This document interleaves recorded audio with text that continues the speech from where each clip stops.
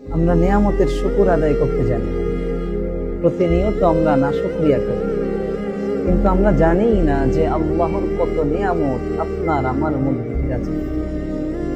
মাঝে মধ্যে ভাববেন, একটু বিশ্রাম করবেন, চিন্তা করবেন যে আল্লাহ কত নিয়ামত দিয়ে আপনাকে আমাকে বানিয়েছে।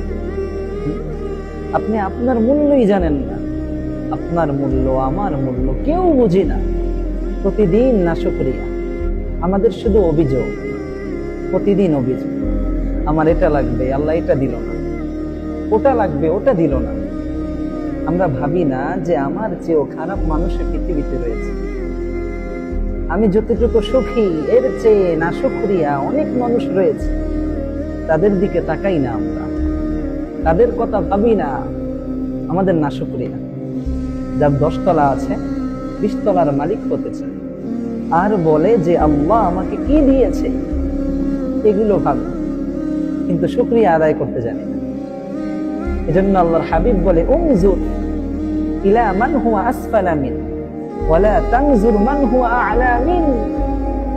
তোমার থেকে যে উপরে রয়েছে তার দিকে তাকাবা না, তোমার থেকে যে সুখী রয়েছে তার দিকে তাকাবা না।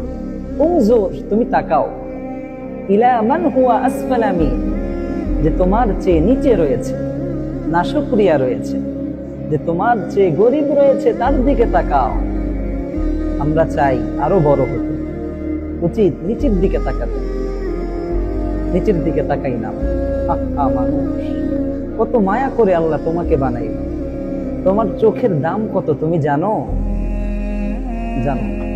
তোমার হাতের দাম কত জানো তুমি? বুঝো না। দাঁতের দাম কত জানো তুমি? বুঝো না। এই যে কলিজা দিয়েছে দেহের মধ্যে, ব্রেন দিয়েছে মাথার মধ্যে, এটার দাম বোঝো না। একটু ভাবো, নিজেকে বুঝতে শিখো। এই নিয়ামতের শুকরিয়া আদায় করতে করতে যদি সেজদা লাটিয়ে দাও, নিজের জীবনটা সেজদায় কাটিয়ে দাও, তাও তো একটা নিয়ামতের শুকর আদায় হবে না।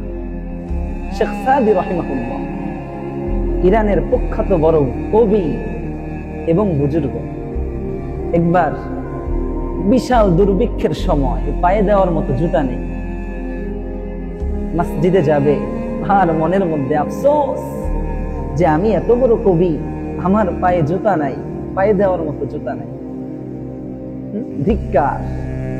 মসজিদের সামনে যেয়ে দেখে এক ভিক্ষুক, তার 2টা পাই নাই। তৎক্ষণাৎ মসজিদে যেয়ে সেজদায় লুটিয়ে পড়ে, অস্ত্র দিয়ে আল্লাহকে বলে, রব, প্রভু, তুমি আমাকে এমন